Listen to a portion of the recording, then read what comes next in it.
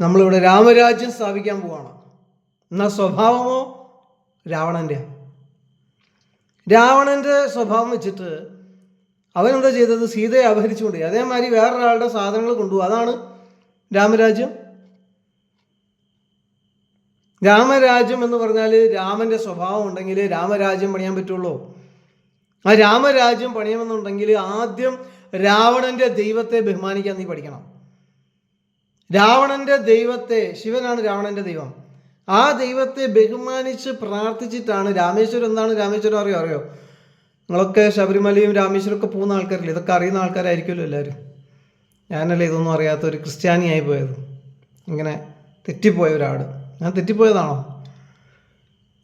ആ രാമേശ്വരത്തിൽ നിങ്ങൾ പോയി കഴിഞ്ഞാൽ അവിടെ നിങ്ങൾക്ക് കാണാം, അവിടെ ഇരുന്നിട്ട് രാമൻ പ്രാർത്ഥിച്ച സ്ഥലങ്ങൾ. എന്തിനാണ് പ്രാർത്ഥിച്ചത്?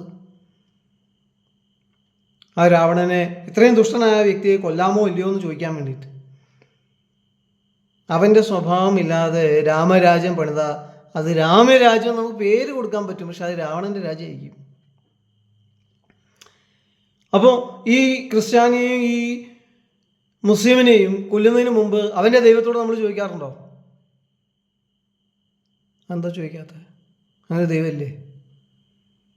ശിവനുണ്ട്, ശരിയാണ്. രാമനുണ്ട്, ശരിയാണ്. പക്ഷെ അവൻ്റെ മനസ്സിൽ നിന്ന് വിളിക്കുന്ന അള്ളാഹു ഉണ്ടാവാൻ ചാൻസ് ഇല്ല. ക്രിസ്ത്യാനി അവൻ്റെ മനസ്സിൽ നിന്ന് വിളിക്കുന്ന യേശു ഉണ്ടാവാൻ സാധ്യതയില്ല. അങ്ങനെയായ രാമൻ ശിവഭക്തനായിരിക്കുന്ന രാവണനെ കുറിച്ച് ചിന്തിച്ചത്. ഇതൊക്കെ മൂല്യങ്ങളാണ്. അതൊക്കെ കാരണമാണ് നമ്മുടെ ഭാരതം ഇന്നും നിലനിൽക്കുന്നത്. എന്നുവെച്ചാൽ അവരൊക്കെ ചോദിച്ചിട്ടാണോ ചെയ്യുന്നത്? അവരൊക്കെ വളരെ മോശമായിട്ടുള്ള ആൾക്കാരാണ്, ശരിയാണ്. പക്ഷെ അവരുടെ സ്വഭാവമാണോ നമ്മുടെ സ്വഭാവം? ഇപ്പോൾ ഈ മോഹൻലാൽ പറയുന്നൊരു ഡയലോഗ് ഉണ്ടല്ലോ, നിൻ്റെ അപ്പനല്ല എൻ്റെ അപ്പൻ അല്ലേ? അപ്പോൾ എന്ന് പറയുന്ന മാതിരി നമ്മുടെ മാർഗദർശനം നടത്തുന്ന വ്യക്തി ആരാണോ ആ വ്യക്തിയുടെ സ്വഭാവം നമ്മൾ കാണിക്കേണ്ടത്. ഞാൻ യേശുവിൻ്റെ സ്വഭാവം കാണിക്കാനാണ് നോക്കുന്നത് എന്നെക്കൊണ്ട് കഴിയുന്നിടത്തൊക്കെ. രാമൻ്റെ സ്വഭാവം കാണിക്കാൻ ഉദ്ദേശിക്കുന്നവർ ഈ ലോകത്തിലുള്ള മെറ്റീരിയൽ ആയിട്ടുള്ള സ്ഥാനമാനങ്ങളോടുള്ള താല്പര്യങ്ങളൊക്കെ ഉപേക്ഷിച്ചിട്ട് ജനത്തിനു വേണ്ടി, രാജ്യത്തിനു വേണ്ടി എന്തും ചെയ്യാൻ തയ്യാറായി ഇറങ്ങണം. രാമൻ്റെ സ്വഭാവമുണ്ട്, രാമരാജ്യം ഞങ്ങൾക്ക് വേണ്ടതെന്ന് പറയുന്ന വ്യക്തികൾ ശബരിയെ പോലുള്ളവരുടെ കൂടെ പോയി ഭക്ഷണം കഴിക്കാൻ തയ്യാറാവണം. അത് മുസ്ലിം ആയിരിക്കും ചിലപ്പോൾ ഈ ശബരി. രാമരാജ്യം പണിയാൻ ആഗ്രഹിക്കുന്നവർ അവരുടെ ദൈവത്തിൻ്റെ ആദർശങ്ങളെ ബഹുമാനിക്കാൻ, അവരുടെ പുസ്തകങ്ങളെ ബഹുമാനിക്കാൻ, അതിനെപ്പറ്റി മനസ്സിലാക്കാൻ, അവരെന്താണ് വിശ്വസിക്കുന്നതെന്ന് മനസ്സിലാക്കി ആ രീതിയിൽ അവരോട് ഡീൽ ചെയ്യാൻ തയ്യാറാവണം. അല്ലെങ്കിൽ നമ്മൾ രാമരാജ്യത്തിൻ്റെ പേരിൽ രാവണൻ്റെ രാജ്യമായിരിക്കും ഇവിടെ പണി.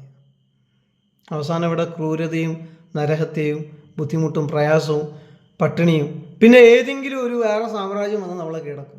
എന്നിട്ട് അവർ പറയുന്നതൊക്കെ നമ്മൾ അനുസരിക്കും. അത് ഹിന്ദു അനുസരിക്കും, ക്രിസ്ത്യാനി അനുസരിക്കും, മുസ്ലിം അനുസരിക്കും. അന്നും നമുക്ക് സ്വാതന്ത്ര്യം ഉണ്ടാവില്ല, അന്നും നമുക്ക് ദൈവം ഉണ്ടാവില്ല, അന്നും നമുക്ക് സൗഹാർദ്ദം ഉണ്ടാവില്ല, അന്നും നമ്മൾ അടിപിടിയായിരിക്കും. അതുകൊണ്ടാണ് പറഞ്ഞത്, നമ്മൾ ഒറ്റ ജനമാണ് ഈ ഭാരതീയരെന്ന് പറയുന്നത്.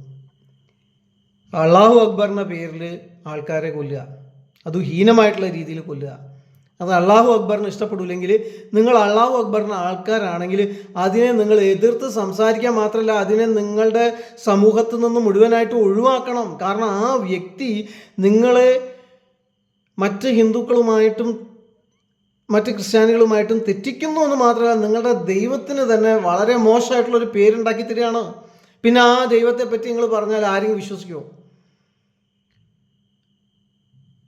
നിങ്ങളുടെ കുട്ടികൾക്ക് വളരെ മോശമായിട്ടുള്ള, അവർ ഡോക്ടറോ എൻജിനീയറോ നല്ല ഏതെങ്കിലും ഒരു സ്ഥാനത്തിരുന്ന് അവരുടെ കുടുംബങ്ങൾ നോക്കി സംരക്ഷിച്ച് നല്ലൊരു അവസ്ഥയിൽ നിൽക്കേണ്ട ആളുകൾ അവരവസാനം ഇതുപോലത്തെ ഏതെങ്കിലുമൊക്കെ ആയിട്ട് ആൾക്കാരെ കൊല്ലുക, എന്നിട്ട് അതിൻ്റെ വീഡിയോ പോസ്റ്റ് ചെയ്യുക. ഈ വീഡിയോ പോസ്റ്റ് ചെയ്ത പയ്യനും ഈ വീഡിയോ അകത്ത് പ്രത്യക്ഷപ്പെട്ട പയ്യനും അവൻ്റെയൊക്കെ ഭാവി എന്താണ്? ഒന്നുകിൽ ജയിൽ, അല്ലെങ്കിൽ തൂക്കുകയറ്, അല്ലെങ്കിൽ ആരെങ്കിലും അവനെ ഇടിച്ചു കൊല്ലും. അതൊക്കെ ആയിരിക്കും, അങ്ങനെയല്ലേ? അപ്പം നമ്മൾ നമ്മളുടെ കുട്ടികളുടെ ഫ്യൂച്ചർ നശിപ്പിക്കാൻ പാടില്ല, നമ്മൾ നമ്മളുടെ സമൂഹത്തിൻ്റെ ഫ്യൂച്ചർ നശിപ്പിക്കാൻ പാടില്ല. അപ്പം നമ്മൾ ഈ അള്ളാഹു അക്ബറിൻ്റെ ആദർശപ്രകാരം, ഞാൻ പറഞ്ഞ എൻ്റെ ഒരു വളരെ ഞാൻ സ്നേഹിക്കുന്ന ഒരു വ്യക്തി, ഞങ്ങളെ ചെയർമാനായിരുന്നു, അദ്ദേഹം എന്നോട് പറഞ്ഞ ഒരു കാര്യമുണ്ട്. എന്ന് വെച്ചാൽ മനോജ് ഈ പെഹൽഗാമിൻ്റെ ഒരു കാര്യം പറഞ്ഞിട്ട് എല്ലാ മുസ്ലിങ്ങളെയും വിധി എഴുതാൻ പാടില്ല, എല്ലാ മുസ്ലിങ്ങളെ പറ്റി മോശമായിട്ട് സംസാരിക്കാൻ പാടില്ല. മനോജ് സംസാരിക്കുമ്പോൾ ഞങ്ങൾക്ക് വളരെ വിഷമം തോന്നി അങ്ങനെ കേട്ടപ്പോൾ. അപ്പോൾ ഞാൻ പറഞ്ഞു, ഞാൻ നിങ്ങളെ പറ്റിയോ അല്ലെങ്കിൽ എല്ലാ മുസ്ലിങ്ങളെ പറ്റിയല്ല പറഞ്ഞത്, ഈ രീതിയിലുള്ള പ്രവണതയിലേക്ക് പോകുന്ന മുസ്ലിങ്ങളെ പറ്റിയാണ് പറഞ്ഞത്. അതുകൊണ്ടുണ്ടാകുന്ന ഭവിഷ്യത്തുകളെ പറ്റിയാണ് ഞാൻ പറഞ്ഞത്. ആ തെറ്റിദ്ധാരണയൊക്കെ മാറി കഴിഞ്ഞപ്പോൾ അദ്ദേഹം എന്നോട് പറഞ്ഞത് എന്താണെന്ന് വെച്ചാൽ, നബി എന്ന് പറഞ്ഞാൽ ഒരു മനുഷ്യനെ അന്യായമായിട്ട് അവനോട് പെരുമാറുകയും അവനോട് അനീതി ചെയ്യുകയും അവനെ കൊല്ലുകയും ചെയ്യുന്നവൻ ഒരു മാനവരാശി മുഴുവൻ കൊല്ലുന്നത് മാതിരിയാണ് എന്നുള്ള രീതിയിലുള്ള പ്രസ്താവനകളൊക്കെ നടത്തിയ ഒരു വ്യക്തിയാണ് എന്നാണ് പറഞ്ഞത്. മുഹമ്മദ് നബി യേശു ക്രിസ്തുവിനെ കുറിച്ച് ഒരുപാട് നല്ല കാര്യങ്ങൾ പറഞ്ഞിട്ടുണ്ട്, ക്രിസ്ത്യാനികളെ കുറിച്ച് പല മോശ കാര്യങ്ങളും പറഞ്ഞിട്ടുണ്ട്. പക്ഷേ ക്രിസ്തുവിനെ പറ്റി നല്ല കാര്യങ്ങളാണ് അദ്ദേഹം പറഞ്ഞിരിക്കുന്നത്. അപ്പോൾ അവിടുത്തെ പോസിറ്റീവ് സൈഡ് ഞാൻ കാണുന്നു. ആ പോസിറ്റീവ് സൈഡ് കണ്ടിട്ടാണ് നമ്മൾ തമ്മിൽ സംസാരിക്കേണ്ടത്. അല്ലെങ്കിൽ ഒരു ഡയലോഗ് അല്ലെങ്കിൽ ഒരു സംസാരം പോലും സാധ്യമാവില്ലല്ലോ ഒരു കമ്മ്യൂണിറ്റിയും തമ്മിൽ. പക്ഷെ ആ പോസിറ്റീവിൽ നിൽക്കുന്ന എല്ലാവരും സംഘടിക്കുകയും ഇങ്ങനെയുള്ളതിനെ എതിർക്കുകയും ചെയ്തില്ലെങ്കിൽ പിന്നെ ഇത് നമ്മളെ നിയന്ത്രിക്കും. എന്നിട്ട് നമ്മളും ഇതേമാതിരിയായി തീരും. അങ്ങനെ ആവാതിരിക്കട്ടെ, അങ്ങനെ വരാതിരിക്കട്ടെ. ഒരു രാമരാജ്യം എന്ന് പറഞ്ഞാൽ ആ രാമൻ്റെ സ്വഭാവമുള്ള, രാമൻ്റെ ആദർശമുള്ള ഒരു രാമരാജ്യം ഭാരതത്തിലുണ്ടാവട്ടെ. ഭാരതത്തിലെ ആളുകളൊക്കെ രാമൻ്റെ ആളുകളല്ലേ, അങ്ങനെ ഉണ്ടാവട്ടെ. പിന്നെ മുസ്ലിങ്ങൾക്ക് ഇവിടെ സ്വാതന്ത്ര്യമുണ്ടോ? ഓൾറെഡി ഉണ്ട്. ഒരുപാട് നന്മകൾ വേറെയുണ്ട് സ്വാതന്ത്ര്യം കൂടാതെ. ഇതൊക്കെ നഷ്ടപ്പെടുത്താതിരിക്കുക, ദൈവത്തിൻ്റെ നാമം വൃഥാവായിട്ട് എടുക്കാതിരിക്കുക. ക്രിസ്ത്യാനികൾ വളരെ വളരെ വളരെ സൈലൻ്റ് ആയിട്ടുള്ള ആൾക്കാരാണ്. ഇങ്ങനത്തെ മറ്റുള്ളവരെ ഉപദ്രവിക്കുന്ന കാര്യങ്ങളൊന്നും ആകെ 2% ഉള്ളൂ ക്രിസ്ത്യാനികൾ ചെയ്യാറില്ല. അത് വലിയൊരു നല്ല കാര്യമാണ്. അതേ നിലയിൽ തന്നെ അത് കൊണ്ടുപോകണം. പക്ഷെ മറ്റുള്ളവരെ സഹായിക്കുകയും അവരോട് സഹതപിക്കുകയും അവർക്ക് വേണ്ടി എന്താ പറയുന്നത് സാക്രിഫിഷ്യലായിട്ടുള്ള ആ സ്നേഹം പ്രകടിപ്പിക്കുന്ന കാര്യങ്ങളും ഹൃദയം കഠിനപ്പെടുത്തിയിട്ട് ഒരിക്കലും നിർത്താൻ പാടില്ല. ഇനി അന്യ മതങ്ങളിൽ നിന്ന് വിശ്വാസത്തിലേക്ക്, ക്രിസ്തു വിശ്വാസത്തിലേക്ക് ആരെയും കടന്നു വരുന്നെങ്കിൽ അവരെ ശുശ്രൂഷി, അവരെ നല്ലപോലെ നോക്കുക. അവരെ പറ്റി അവാദം പറഞ്ഞ് അവരെ ജീവിതം തകർക്കാനായിട്ട് ഒരിക്കലും ഇടയാകരുത്. അവർ പല കാര്യങ്ങളും ഉപേക്ഷിച്ചിട്ട് പല ഭീഷണികളുടെ നടുവിലായിരിക്കും ചിലപ്പോൾ യേശു ക്രിസ്തുവിനെ ദൈവം എന്ന് വിളിക്കുന്നു.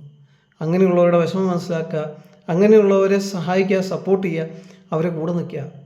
അല്ലാതെ അവരെ ഒറ്റപ്പെടുത്തി കുറ്റപ്പെടുത്തി അവരെ ഇല്ലാതാക്കാൻ നോക്കുക. അങ്ങനത്തെ കാര്യങ്ങളൊന്നും ചെയ്യാൻ പാടില്ല. അങ്ങനത്തെ പല കാര്യങ്ങളും ക്രിസ്ത്യാനികളുടെ ഭാഗത്തു നിന്ന് അനുഭവിച്ചൊരു വ്യക്തി എന്നുള്ള രീതിയിലാണ് ഞാൻ ഈ പറയുന്നത്. അപ്പോൾ അങ്ങനെ ഉണ്ടാവട്ടെ, നമ്മുടെ രാജ്യം വളരട്ടെ, നമ്മളെ മതങ്ങളെല്ലാം ഒരുമിക്കട്ടെ, മതസൗഹാർദ്ദത്തോടെ നമുക്ക് ജീവിക്കണം. നമ്മളെല്ലാവരും ഒരുമിച്ച് കഴിയണവരാണ്. ഏത് ജാതി, ഏത് മതം, ഏത് കുലം പറഞ്ഞാലും നമ്മൾ അമേരിക്കയിൽ പോയാൽ നമുക്ക് എല്ലാവർക്കും ഒരൊറ്റ പാസ്പോർട്ടാണ്. അമേരിക്ക മാത്രമല്ല, ഗൾഫിലും. അത് ഓർത്തോണേ. അവിടെ ചെന്ന് കഴിഞ്ഞാൽ ഒരു ഇന്ത്യക്കാരൻ എന്നുള്ള രീതി നിങ്ങളെ കാണുള്ളൂ. അറബി പോലും നിങ്ങളൊരു മുസ്ലിം ആയതുകൊണ്ട് പ്രത്യേക പരിഗണന തരണമെന്ന് വിചാരിക്കേണ്ട. അവർക്കെല്ലാവരും ഒരേപോലെയാണ്. ഭാരതക്കാർ, ഇന്ത്യക്കാർ എന്നാണ് അവർ കാണുക. അമേരിക്കനും അങ്ങനെ തന്നെയാണ് കാണുക.